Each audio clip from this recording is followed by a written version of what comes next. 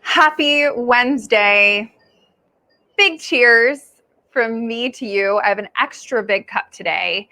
And today I have a peach matcha caffeinated tea to soar me through this very exciting coffee with Kim we have today because we have a guest. We have a guest joining us. I brought a friend. I'm so excited for you to meet her. You're going to love her. I'm excited that we're here before she gets here, so I can give you like a little download, little 411. It's like when somebody doesn't get to the party and you tell everybody else at the party about that person before they come. That's what we're going to do right now. So excited for you to meet Helaine Knapp, CEO and founder at CityRow. If you haven't looked her up, I will drop a link here so you can stalk her a little bit before she meets us for coffee. But you're going to love her for so many reasons. But let me give you like a little background on her before we dive in. First of all, hi to everyone, to Jen and Sam and Keith and Peter and Gabriel and just everyone. Thank you. Hi. Cheers. I'm so excited for you guys to meet Helaine. You are seriously going to love her. And you're going to love her for a lot of reasons. But I think the most interesting is I'll kind of give you a little backstory, little quick hits. Helaine worked a corporate job, as we all have. Worked a corporate job for years and years and years. And was living in New York City, living the good life, working great jobs. And she got in an accident. Yeah, big accident. And that was not good. And she got in this accident and her doctors were like, you cannot do these workouts anymore that you've been doing. No more Soul Cycle, no more Barry's Boot Camp. You're doing all this crazy stuff. You can't do it anymore. And she was like, excuse me, what? I love all these exercise classes. What do you mean I can't do them anymore? Doctors were like, nope, can't do them anymore. Too bad, so sad. So Helaine had to do research on what sort of exercises she could do. And she found rowing. Okay, found rowing, started diving into all this rowing information, found out it was a great workout, and sort of had that light bulb moment, that aha moment, and said, other people should know about this. Other people should be rowing. This is so great for you. This is a great workout. It's low impact. It has high returns. And that was the aha moment that she had to start CityRow. That was in 2012. Since then, she's been on a tear. She's a PR darling, The Today Show, Shape Magazine, Health Magazine, New York Post, Wall Street Journal. I mean, the list goes on and on. The girl's everywhere. She's quoted everywhere. Every other week, I'm seeing her name pop up on PR news wires. It's fantastic. And I'm like, I know that girl. So I feel very cool. And it took off. And now she's basically running 3 different companies, all in one, all under the CityRow umbrella. She has franchises. She has her own studios. She has an at-home digital experience. I mean, all the things, okay? So I'm really excited for us to dive into a lot of different parts of the conversation. I know Sarah sent me some questions before this. Jim sent me some questions before this. Hi, Peter. Hi, Bob. I'm happy you're able to join us for a little bit and for you to meet Helaine. So I'm so excited. She just showed up. She's coming in and she's ready. Let's all welcome Helaine. Let's give her a nice welcome. Hi. Hey, Kimmy. Cheers. Cheers, friend. Here's looking at you. Yeah, what fun. Okay, wait. First and foremost. Yeah. What are you drinking right now? Coffee. Coffee. This was a coffee date with Kim. So, coffee. Okay, I mean, maybe it was a tea. Oh, no. I like the good stuff. You went straight for the good stuff. Yeah, okay, do you normally have coffee every morning? And if so, or when is your caffeine of choice? When is your caffeine breaks during the day? What do you mean caffeine breaks? It's a constant stream of caffeine. I have like no shame in the caffeine game. I mean, I think we've all Yeah, been there. it's black for the most part. I will dabble in like a smidge of almond milk if it's available. Um, this morning is actually put a little cinnamon in, but It's a all special day. occasion. I thought so too. I'm so happy to be here. Well, we're excited to have you. I know we have so many people joining us from all over the world today, which is Ooh, so awesome. We have Houston, New Jersey, everyone's in the house, and they're so excited to meet you. And so we're so excited to have you here. And I just kind of wanted to frame the conversation for everyone here is that I'm really thinking about how can we take everything that you have learned, Helaine, because you have learned a lot in entrepreneurship and in life, and how can we apply it to our lives? So how can we take little nuggets out of your brain and steal them with permission, of course, with permission, yeah, and just use them? yeah. I'm thinking the Harry Potter, like the pensive. Is that where you're thinking? Because I'm fine with it. We're just going to steal the little nuggets and we're going to add them to our own tea, and then we're going to sip it on up. I'm ready. Let's do it. So I just told everyone like a little 411, a little background tidbit on you if they didn't stalk you beforehand.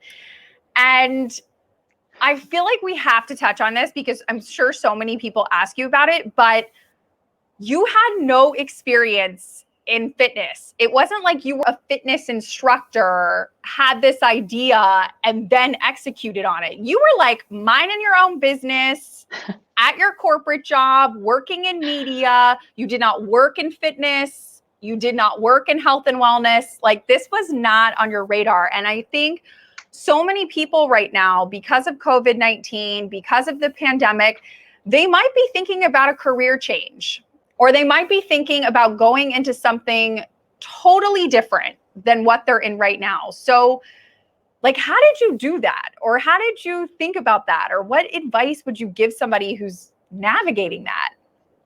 Yeah, no, it's a good question. I think you're spot on that right now so many people are rethinking elements of their lives, and COVID is like almost just like forcing us, right? Like to maybe reconsider things that would have taken us a lot longer potentially. For me, I didn't really like mean to start a rowing studio. I think it happened naturally, and I think that when I look back to my founding story, right? Yeah. It wasn't, I was like, you know what? I love media, I love tech, but I really like, I want to get into fitness. Like there was never a moment. And I think that some people do have those moments and they're like, Yeah. where's the hole in the marketplace? And let me find the right solution for it. For me, it was very personal. It was a very personal journey that I got really injured and there was just nothing for me. And I think it's also important to know a lot about yourself before potentially going into a journey like this. And I knew that when I was having these moments of there's nothing out there for me, maybe there's a way to get something better, and for better for me meant results, but also keeping my body safe. I was talking about it and I was getting really good vibes out there. And I know that I'm really good at sussing out the audience and what people want. Like I'm really good at listening. And so the signs were there for me. And frankly, I was like trying to find signs not to do it because I was so afraid.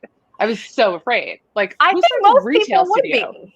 Yeah. Starting a company is scary, and starting a company in something you don't have a background in. It was terrifying. I think my first piece of advice is don't do it. And then if you still want to do it, then like just be very real about it. Like I was terrified, but I also really believed in myself and my own abilities. And I was like, I'm a really good problem solver. So worst case scenario, no one's into rowing things, then I'll turn into a yoga studio. I can probably figure out how to run a yoga studio or maybe a WeWork, you know? So I was kind of like understanding all of the risk factors. I'm still going to try it. If someone was going to do that in a career, if someone watching right now is like, I work in tech, but you know what? I love peanut butter and I need to start, who doesn't love peanut butter? And I want to start a peanut butter business. I mean, what would you say to someone who wants to do that drastic of a career shift? Well, I think it's great that you love peanut butter and that you've first and foremost chosen a vertical that you're passionate about, because I think the thing that's going to get you through the slumps, right? We talk about a startup being a roller coaster, and you got to ride the highs of highs and the lows of lows. So in those lows of lows, you have to have inspiration internally that's going to carry you through, because they're really, really, really hard. And they're even harder in the beginning when there's so much uncertainty. So great that you picked a category that you like in an industry that you're passionate about. I guess, nut butters, I would say, great category.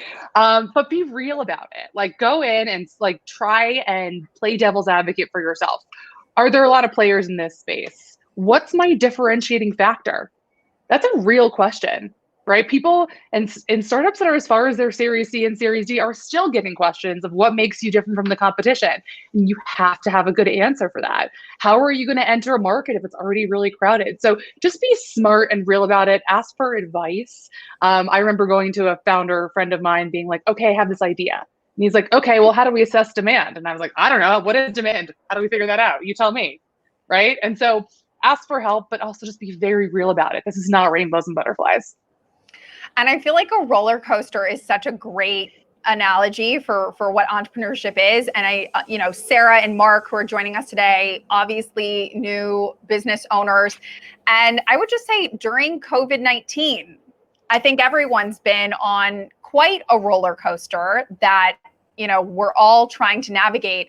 And so everybody's busy, everybody's crazy, whether your business is crazy or you're working at a corporate job and you're, good day, bad day type of thing. And when you have so much going on like that, how do you stay productive, or how do you stay focused, or, what tips and tricks do you have? I talked about in last week's session, like time blocking for me, like that's what I found for me that works.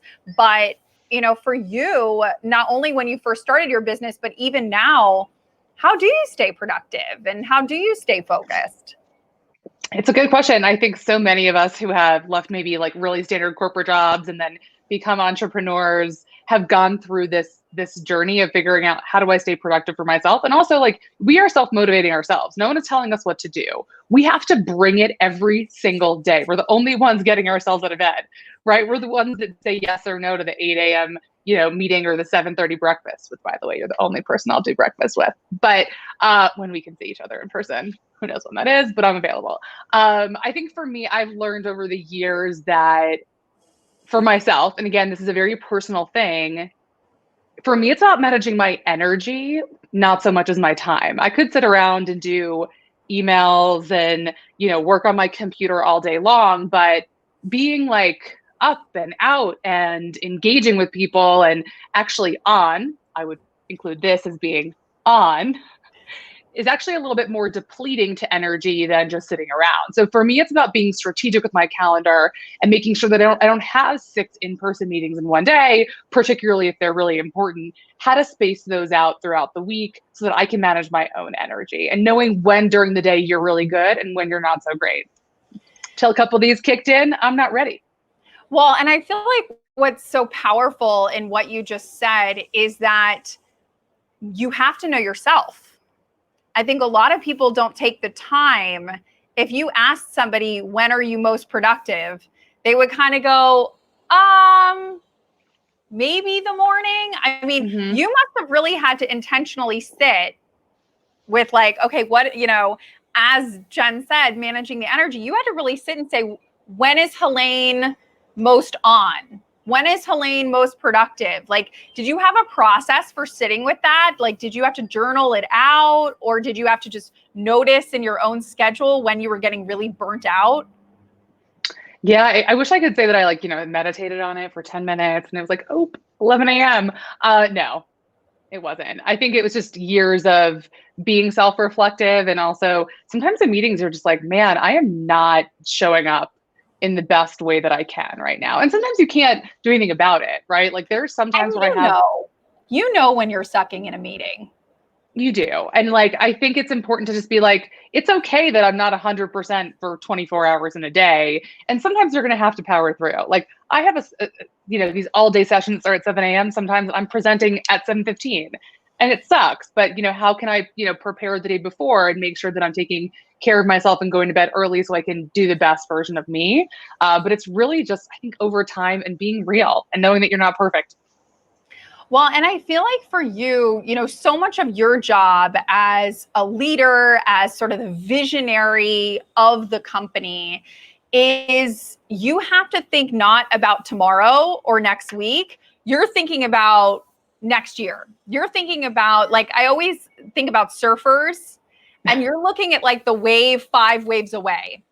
And, one thing that I think you did really well, if I do say so myself, compared to maybe some other fitness, we won't name names, but brands or studios or whatnot, is you really saw growth. You really looked at innovation. And I think what happened with COVID is a lot of people got caught flat-footed. I think a lot of people got caught flat-footed and they were like, oh crap, I have to innovate.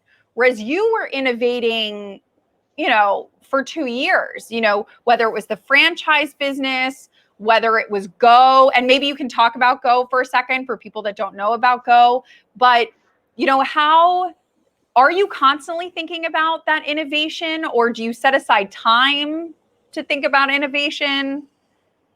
Yeah, that's a really good question. I think someone gave me a piece of advice once that, you know, thinking both 6 months and 3 years in advance is really important. And you, as a CEO and as a leader, you have to figure out how can I think long term while also figuring out dealing with some of the details. I personally don't always carve out time to think big picture. I'm fortunate enough that I'm so immersive in the brand that I'm just naturally thinking about that all the time. It's like what I think about in the shower, which, take that for what it's worth. But I think that with CityRow Go, and for those of you that don't know it, think of it as an at-home rower with on-demand content, similar to that of a Peloton, but with our signature HIIT classes as the first and foremost. And we also have a ton of just rowing classes and yoga and off-rower content as well. We started that in 2016, 2017. So for me, I just have always had my finger on the pulse of the industry. And I think whatever industry you're in or you choose to go in, if you want to think forward, you have to be able to recognize trends and see what's just a flash in the pan and what's going to go away tomorrow and what's really here to stay. But I've always had my finger on the pulse of the fitness industry. And I think that I always thought, okay, 20, 30 years ago, we were actually questioning and exploring together the value of fitness in general and exercise. Is it here to stay? And then that was quickly a yes. And now we're starting to tell the story of how do we, really treat our bodies in a smart way. Exercise has obviously been the check mark, and it's more about how do I squeeze more workouts into my week, right? And for me at home, was a no-brainer on that. So we jumped in early, and it was really, really instrumental in us being able to react quickly to COVID. And I mean, I have to brag on you for a second because you thought early, Australia, huge. Yeah. You are the only at-home fitness experience. Sorry, Peloton, bunch of losers, rolled out in an entire country. That's huge. That's big. Yeah. I mean, that's some real foresight from you and your team when you're really thinking about, and again, this is something you had pre-COVID, which to me just sort of blows my mind because I feel like, again, so many companies are now trying to play catch up. And you were already there. Well, thank you for that. Again, I think to your point, COVID has just put a, turbo behind things that were already happening and shifts that were happening in the marketplace, particularly in the wellness space. And so I'm lucky that we were able to, naturally be ahead of the curve so that we weren't playing catch up on that. But for us, I mentioned earlier, knowing what you're really good at, knowing what your differentiating factors are in a business. For us, I knew that we could distribute because of our partnership with our manufacturer, Water Rower. And so I was like, okay, we might not have the, billions in the bank from Peloton, but here are some things that we can do today. And here are the levers that we have as a differentiating factor. So I'm really happy that we get to, really build a community in Australia down under. Couldn't tell you what time it is there, but I'm really happy to be there. And I feel like that thought process, the thought process that you just talked about, anyone can apply in their own life. And what I mean by that is, if you're trying to go for that assistant position, you just graduated college and you want that assistant position, and you say there could be someone that's better than me. So what's my differentiator? How am I going to get this job over somebody else, or this promotion, or this raise, or this whatever? I mean, I feel like what you just said is so powerful, because we can take it into any aspect of life. And it really comes down to, how are you going to get scrappy? And how are you going to shine when you don't have the most or the flashiest or one of those things? And I feel like you have a distinct leadership quality. Do you surround yourself with people also with that same quality? Ooh, that's a good question. I think I try to. I do think it's important to surround yourself with people that have complementary skill sets that you can continually learn from. Mm-hmm. And I think in the startup space, a lot of us have similar qualities, and some of us we can definitely share. It's really important, if you do decide to make a big shift, that you have a support system, and whatever that means for you. For me, my family was probably my biggest rock throughout everything. And then as I entered these new industries, I remember there was a female founders in the fitness space group that I was like, oh my God, do I even belong here? Like, I'm a tech girl. Like, this is all new, but we still support each other. I work with one of them right now. She's amazing. I heard from another one today. So how do you surround yourself with both like-minded people from an executive perspective and also from an industry perspective that can help you maybe even self-reflect? Like, I remember having breakfast with friends and, them, helping me learn about myself. Because that's what it's all about, right? The more you know about yourself, the more that you can lean into those strengths as you're trying to make big moves. I mean, you and I talk about this a lot, all about sort of investing in yourself, growing, learning, not only professionally, obviously, but also just as a human on earth. And it's something Sarah and I were texting about earlier. How does Helaine find time to grow both professionally and personally? Like, where do you find time, or how do you learn and grow, especially when you're running this very successful, busy company? So I made a lot of mistakes early on, and I'm the first to admit. So I did CityRow as a true side hustle while I was working at a tech startup called Olapic, and CityRow was my side project. And I would spend every morning, every lunch, every post, work, every weekend. Like, I was the person who was falling asleep with the laptop on my lap, trying to figure out how to make an Excel spreadsheet of like, what is a, P&L? No, I had no idea. So I was like falling asleep with it. And I really drove myself into the ground. And it wasn't good. So I learned that taking care of me is actually taking care of the company. And I'd heard that before, but it didn't resonate until I made the mistakes myself.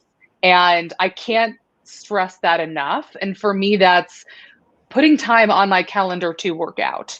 And it is putting time on the calendar to go to the store so I have food, because otherwise I will power through. Because as an entrepreneur, when you're passionate about something and you're moving forward and there's endless opportunities, it's really easy. All the time. It's really easy to say, I don't have an hour for that. And I'm still working on it. Like, I don't have any time today to work out. Like, I should probably figure that out. And that I've learned what I can do is I'll actually cancel a meeting and prioritize myself over something, because that's how important I've realized taking care of me and my health and my wellness is. So it's taken me probably 7 years to get there, and it's not perfect yet. But particularly when traveling, I know you travel a lot, like, it's so important to work out and take care of yourself.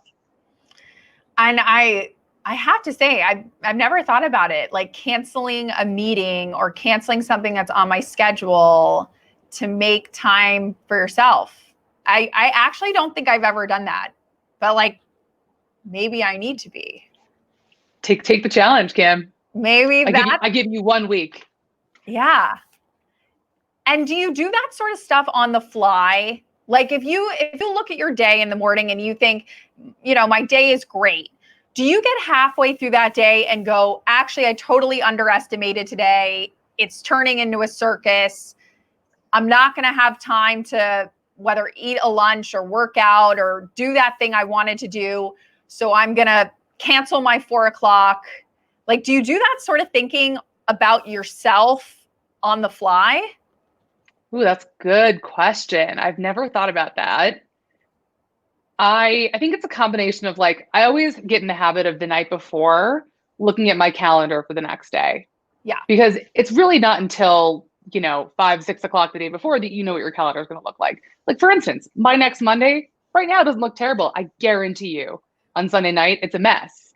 And that's just like naturally how it's just like naturally the cadence of Yeah. scheduling things and importance. But I think the night before I can take a look at things and say, okay, this is a really important meeting that can't move. But, this weekly that we have that's an hour, maybe it only needs to be half an hour. Or maybe I'm going to step out halfway through. I'm going to say, hey guys, I'm only going to be here for 30 minutes, maybe only 15. And maybe that means I'm going to walk around the block.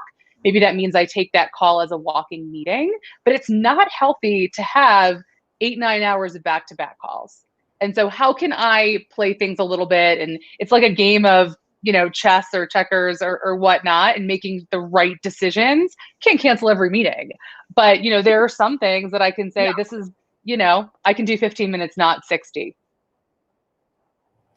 Well, and I feel like what I've tried to do lately, because you know me, I'm the queen of making my calendar crazy with all the things I Mm-hmm. want to do and read and look at. I have been trying to leave sort of pockets of nothing Mm. and calling it my like room for magic. Because, and I know we've talked about this, hence like Coffee with Kim. Sometimes when I take that last minute coffee meeting, or when I have time to read that one article or listen to that one podcast, that aha moment that comes out of that pays itself off in spades. But if I don't make room for that magic, that sort of like life's magic to hit me, then it doesn't happen. Which I know people are going to be Totally like, agree.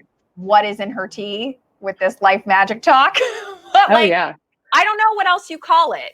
Serendipity, maybe?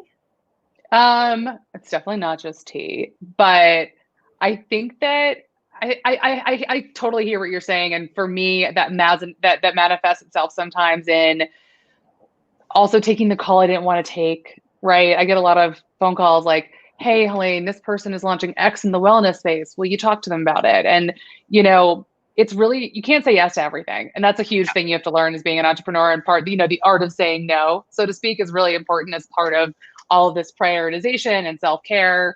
But sometimes when you kind of just expose yourself a little bit more, whether that's a podcast or a conversation, or you go to the networking event you don't want to go to, Zoom happy, or you don't want to go to, you do learn things and you're opening yourselves up. And that's, I think, part of naturally being an entrepreneur is being open and listening and having your finger on the pulse and thinking, I don't know, I had a phone call the other day and someone was pitching me on a new green, plant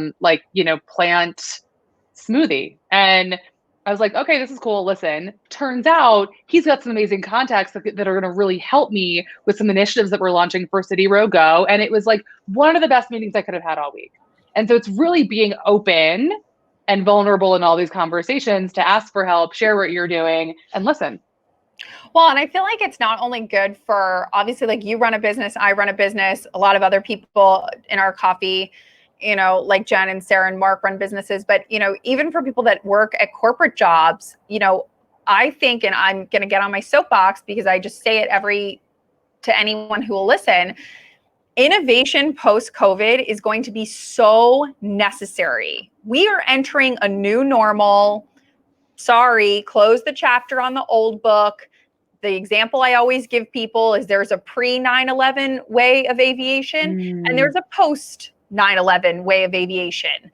Yeah, we used to never have to take off our shoes. Yeah, we used to never have TSA. But after 9/11, whole different way of flying. And I think post-COVID, that innovation, that like all these companies are going to have to find new ways to operate.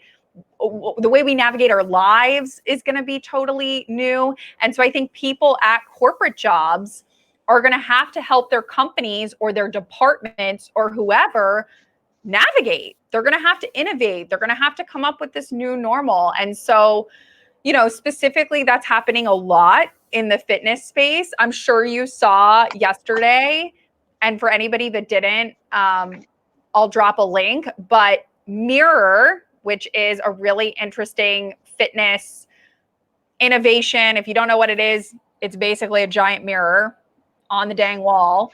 And it has some sort of like computer screen that basically works out with you. You're like a mirror of yourself. Anyways, that's beside the point. It got bought for like $500 million by Lululemon, a clothing company. But Lululemon is like, we have to innovate. We have to get in these weird spaces. So are you thinking about that? Is that something that's on your radar? I mean, I know you can't tell us that you're going to sell your company for 500 million to like, something we've never thought about, but maybe. You'll be first to know. I want to be on the jet. If you bring the coffee, you can be on the jet. Yeah, huge acquisition this week. I think a lot of people are talking about it. All of a sudden my phone was blowing up on a call and I was like, what happened? Really, really interesting. They did make an investment. Lululemon made an investment in Mirror a couple of years ago. And really, I think COVID probably helped accelerate that. I mean, it was a great partnership, makes a ton of sense, right? Lululemon's an unbelievable retailer and innovative wellness brand, I would say. They've always been at the forefront. I'm a huge fan personally of their clothing. I think for a while, my dream was to run an empire in a Lululemon jumpsuit. Might have been my Twitter handle before I changed that. And it's actually, I think it was a genius move. I mean, in retail, you hope for that repeat customer, right? Now Lululemon has a direct relationship with all of these people in their homes, right? They also have a recurring business model, which is something that we have both at our studios, the recurring memberships, and also with CityRow Go, right? You purchase the rower and then you pay $29 a month.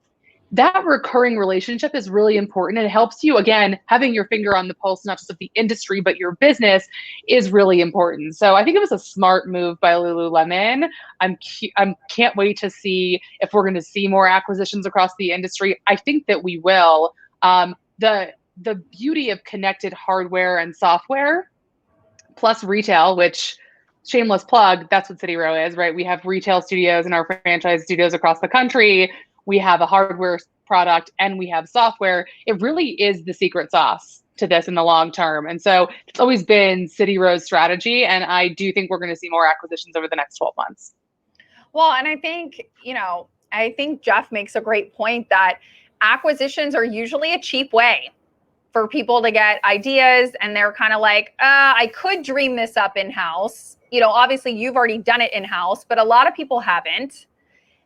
And this is just a cheap way to do it.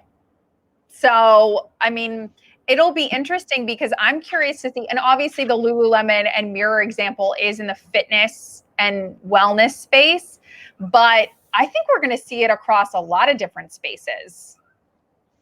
I completely agree. And what's fascinating for at least what I'm watching is, this 5x revenues they purchased this thing for. And that is a 2-year-old company. But I will just do a quick cheers to a great female founder of Mirror. I think we as two female badasses cannot overlook that. So major kudos to that team. And here's to many more badass female acquisitions too.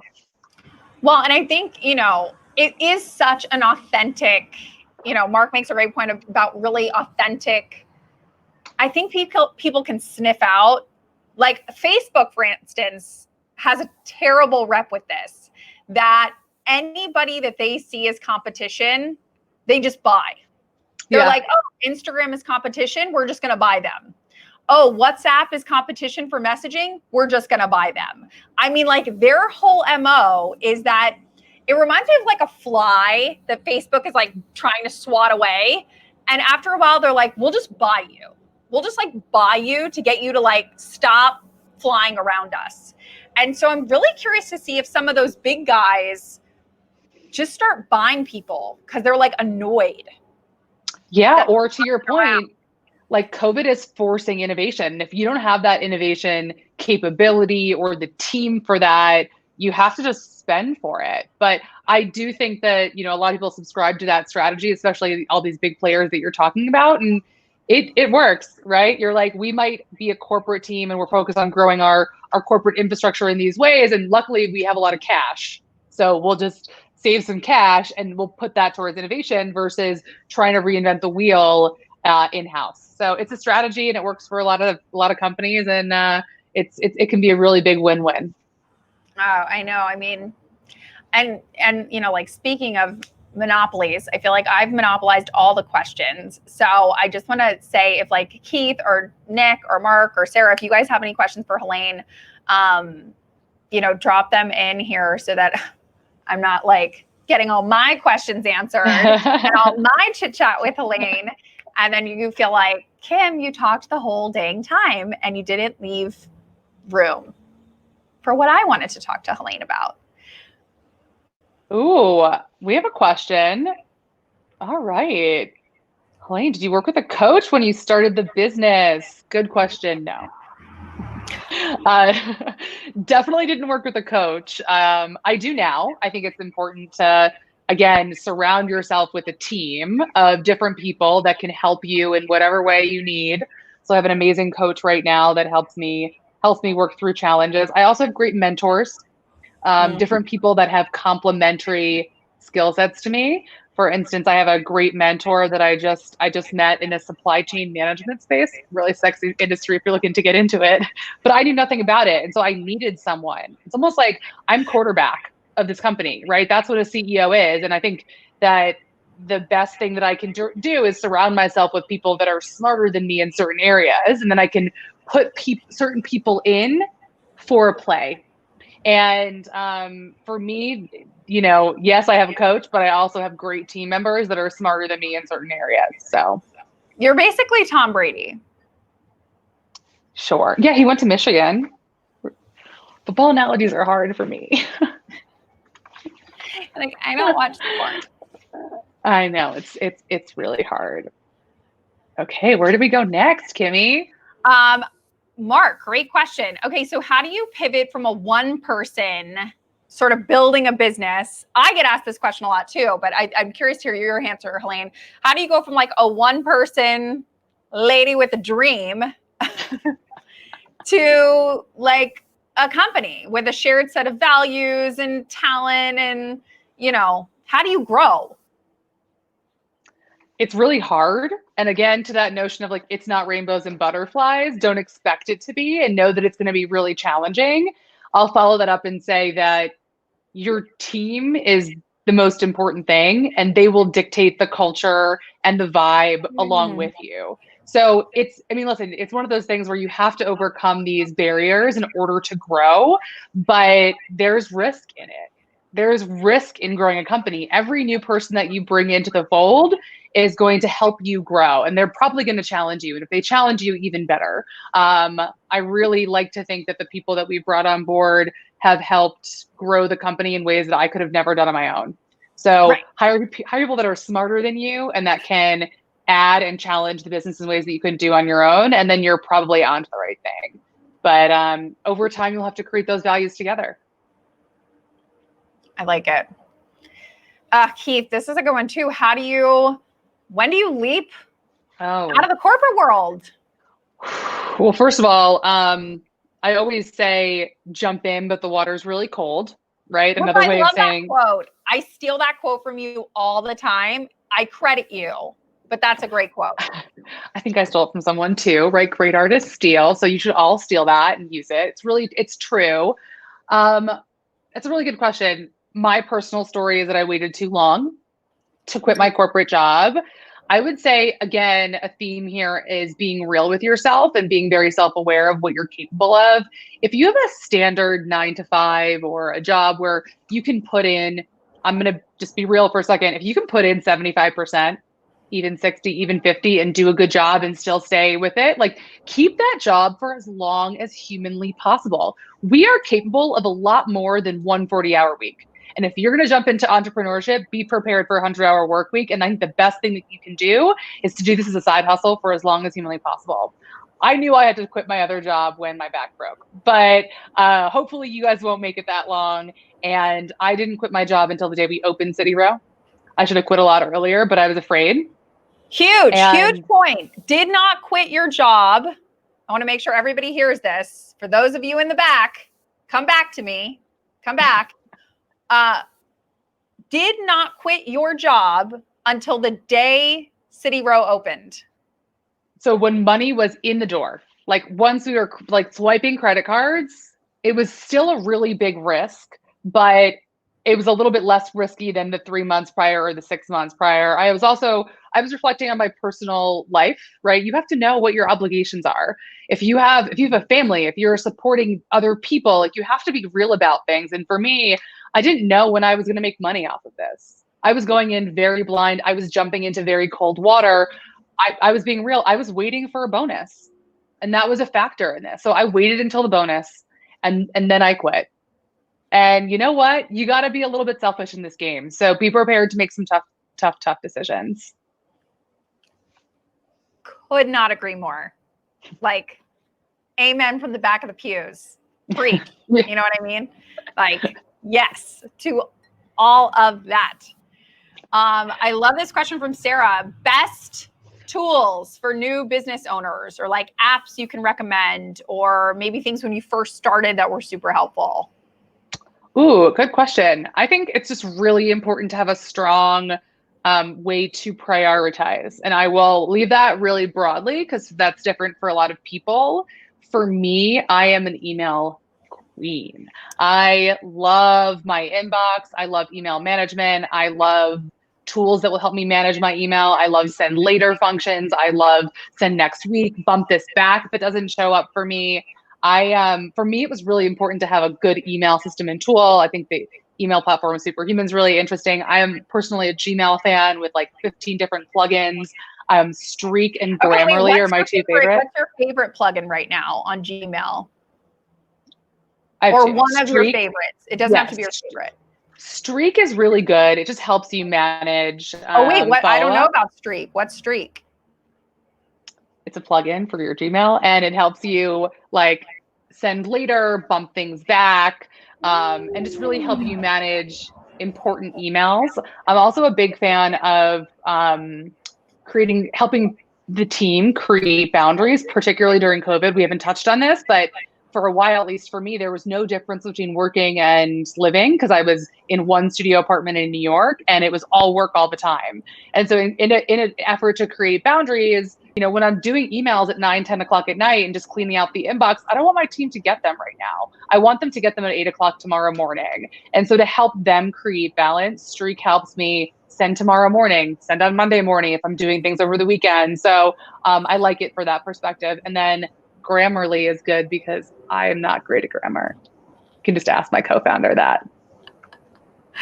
I feel like we just have to touch on it. I know it's not up on the screen, but Nick said, how many hours a week are both of you putting in on average? And I just feel the need to highlight Elaine's comment that it's like 100. And like, that's not a joke. So for anybody right now that's like, I work too much, if you're even thinking about starting a business, like times whatever you're doing right now by 2. And I think that it is, but I do think that we, as over time, like it will, again, the roller coaster is the best analogy, right? There are some times where you are maybe putting in less hours per week, but they're more intense, right? Talk about managing your energy versus managing your time. I think you can definitely go through flows. So I actually wouldn't necessarily say that hours are the best indicator. It's how much of your energy are you putting into this? Is it 100%? Is it 80? What should it be, right? How much of your energy are you putting into your personal life? So I think that's a really interesting question. But for me, I think it's a lot more than just the hours, because even when you're not working, you're always talking about work, you're socializing, you're networking, like you're thinking about things in the shower. So it's not an hour thing. It's who you are. Okay. We're going to get to Daniel's question. And then I have some like rapid fire questions for you to like impart your wisdom on us. But what are your top 3 recommendations for like teenagers, for female founders? I feel like there are so many. Yeah. So I'm going to be that one that says, let's not differentiate between, female founders and regular founders because we're all one and we're pretty fucking badass. Sorry. But I would say believe in yourself. I would just say like, hey, newsflash, like no one has any idea what they're doing. Like you have to fake it till you make it and you have to have confidence in it. So even if you have to fake confidence, figure out the tools that you need to be able to do that and bring it every single time. But I would tell my younger self that there really is there's no secret sauce to this. It's all about you learning about yourself, right? Be real about what you're good at, what you're not good at. That's probably the best thing you can do for yourself. And then find the confidence, but no one knows what they're doing. And don't think that somebody else, just because they are saying that they do know everything.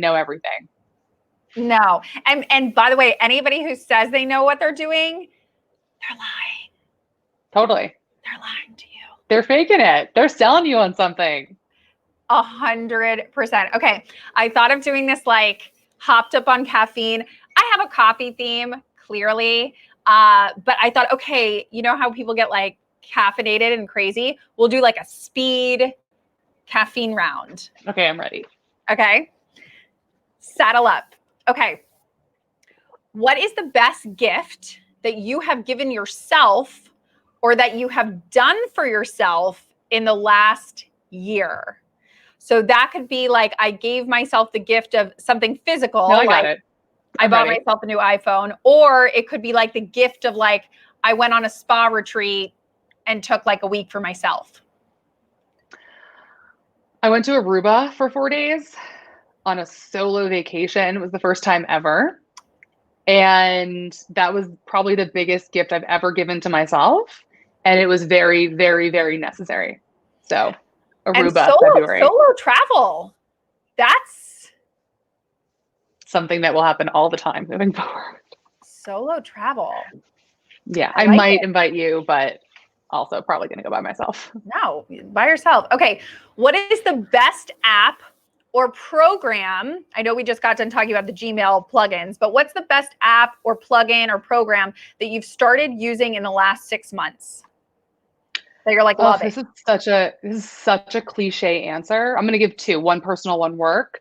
The work one, our CTO really pushed us into Slack, which I hadn't used since my tech time. And I was like a little bit against it. And it's totally changed our workflow. We are so much more efficient. I was afraid of it because I was like, I don't want to get notifications all the time. Again, balance, self-care.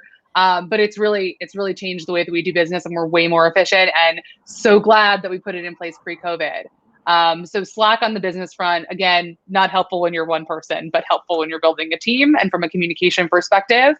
And then I decided to leave New York a couple weeks ago. And since then, the All Trails app, which helps you find hiking trails nearby and bookmark future ones, is my new favorite app. So now I'm an outdoor cat and I like hiking.